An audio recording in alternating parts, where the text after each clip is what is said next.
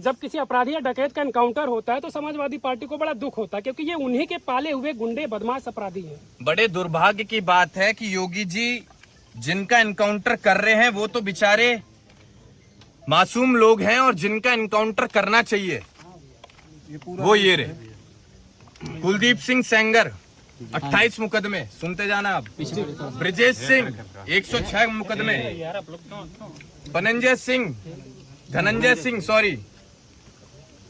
46 मुकदमे, राजा भैया 31 मुकदमे, डॉक्टर उदय भान सिंह 83 मुकदमे, अशोक चंदेल 37 मुकदमे, विनीत सिंह 34 मुकदमे, ब्रजभूषण सिंह 84 मुकदमे, चुलबुल सिंह 53 मुकदमे, मोनू सिंह 57 मुकदमे, सोनू सिंह 48 मुकदमे, अजय सिंह सिपाही 81 मुकदमे, पिंटू सिंह 23 मुकदमे, रानी सिंह 48 मुकदमे, संग्राम सिंह 58 मुकदमे, चुन्नू सिंह 42 मुकदमे, याशा सिंह 88 मुकदमे। और ये तो बात छोड़ो आप, हम एक बात कहना चाहेंगे, एक बार माननीय मुख्यमंत्री जी के ऊपर भी कितने मुकदमे हैं इसकी भी जांच हो, उसे भी आप लोग उठाने का काम करें।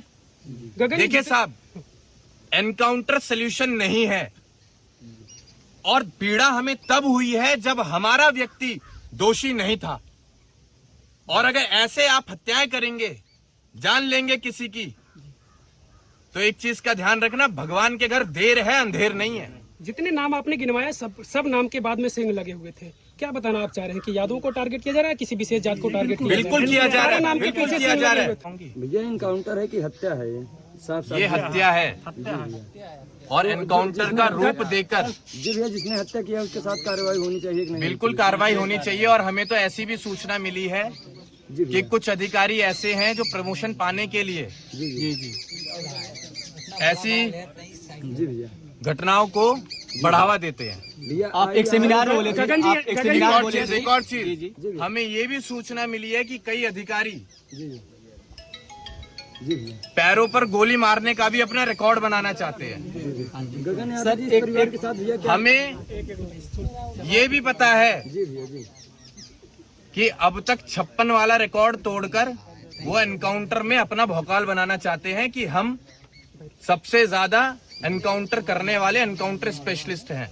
एक सेमिनार में मैंने आपको सुना था कि अगर युवाओं का पसीना बहेगा तो उस जगह मेरी खून बहेगी, तो इसके बारे में आप क्या कहें? यहाँ तो मतलब खून से खून दिख रहा है, इसके बारे में क्या कहें? हम तो यहाँ मौजूद जो हमारे लिए हजारों की संख्या में लोग आए हैं, हम इनसे कहना चाहेंगे कि कभी भी हमारी करनी और कथनी में आपको फर्क दिखा हो तो हम आपके दरवाजे पर दोबारा कभी नहीं आएंगे। यहाँ हम नेतागिरी करने, राजनीति करने नहीं आए हैं। यहाँ हम सही मायने में पीड़ित परिवार को हिम्मत देने आए हैं, उनके आंसू पोंछने आए हैं। दूसरा सवाल ये है कि जब यहाँ से वो गंजी पर बताया, गंजी और चड्डा पे वो गया था, तो और 2 दिन बाद वो फर्स्ट क्लास रहता है वहाँ पर, उसकी पूछताछ की जाती है, तो उसके पास अचानक से रिवॉल्वर कैसे आ गया, जो है कैसे बरामद हुआ? ये सवाल होता है। हमें बचपन से बताते आए हैं कि पुलिस जेबड़ी का भी सांप बना देती है। ऐसे फर्जी एनकाउंटर अगर आगे भी चलते रहे तो प्रदेश की स्थिति बद से बदतर होती चली जाएगी, और ऐसे मुद्दे सिर्फ राजनीति का रूप लेते रहेंगे और जाति हिंसा आगे बढ़ती रहेगी। आपके पास युवाओं की संख्या काफी ज्यादा है, तो क्या आप प्रोटेस्ट कर सकते हैं युवाओं को लेकर? मैं कह तो रहा हूँ आपको, ये एक मामला नहीं है आज का।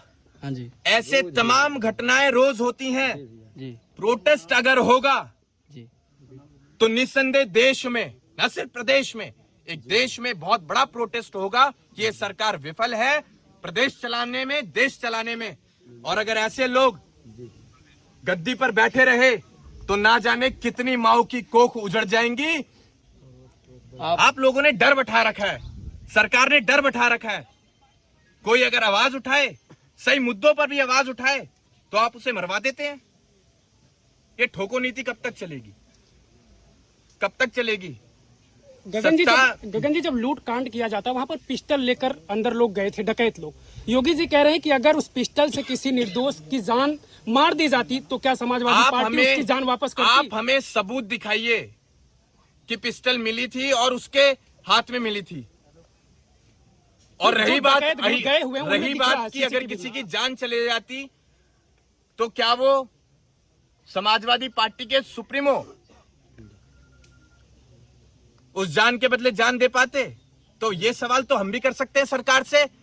मंगेश यादव जी आज इस घर का आंगन सूना हुआ है। अगर वो निर्दोष पाया गया पूरी जांच होने के बाद, जी भैया, तो क्या योगी सरकार, क्या योगी जी दूसरा मंगेश यादव इस मां को दे पाएंगे, इस बहन को दे पाएंगे, इस बाप को दे पाएंगे? आप बात कर, आपने पॉलिटिकल लड़ाई बना दी, आपने पार्टी को जोड़ दिया। आपने वो घर ही नहीं देखा जिस घर में अब तक आंसू नहीं सूखे। आपने वो मां नहीं देखी जो बेहोश पड़ी है। आपने वो बहन नहीं देखी जो हमसे बात करते हुए गिर गई बेहोशी में। आप लड़ाई लड़ रहे हैं भाजपा सपा। इंसानियत कहां गई? इंसानियत खत्म हो गई इस राजनीति के चक्कर में।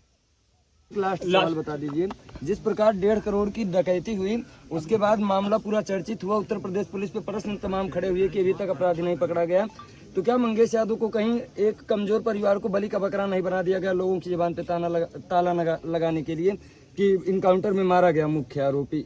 इस देश में कमजोर आदमी हमेशा पिसेगा, कमजोर आदमी हमेशा मारा जाएगा। ताकतवर को कोई उंगली भी नहीं दिखा सकता। हमें दिखा के दिखाओ मंगेश यादव को।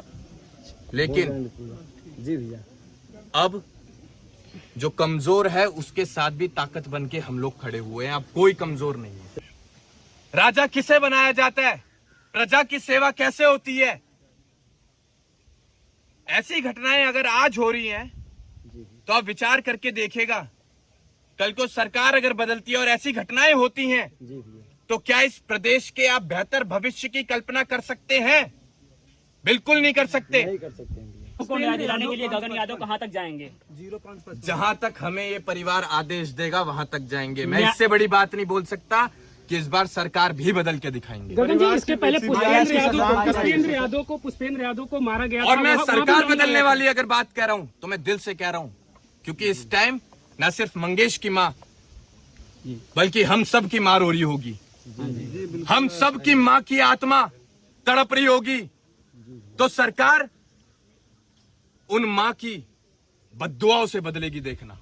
मेरा लास्ट क्वेश्चन है सर, इससे अभी मंगेश की हत्या हुई, 10 दिन बाद किसी और का हो जाएगा, तब तो ये मसला जो है सिमट जाएगा। आजमगढ़ से अरविंद यादव को भी उठा लिया गया, पुलिस प्रशासन ने कह उठा तो रहा लिया हूं कि रोज ऐसी घटनाएं हो रही सुल्तानपुर लूटकांड में। हैं। हम लोगों को रोज लड़ना पड़ेगा।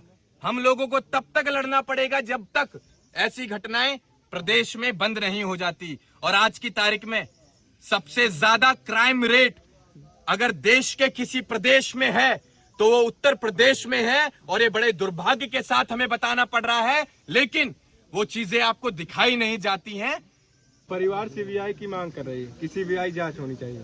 बिल्कुल होनी चाहिए। हम तो कह रहे हैं कि कॉल डिटेल्स रिकॉर्ड उन एनकाउंटर स्पेशलिस्ट की भी निकाली जाए जिन लोगों ने मंगेश यादव का एनकाउंटर किया है। तो रही बात 1.5 करोड़ की, कि 1.5 करोड़ रुपए की लूट हुई थी, जी भैया, 1.5 करोड़ रुपए हम लौटा देंगे। अब बताओ मंगेश यादव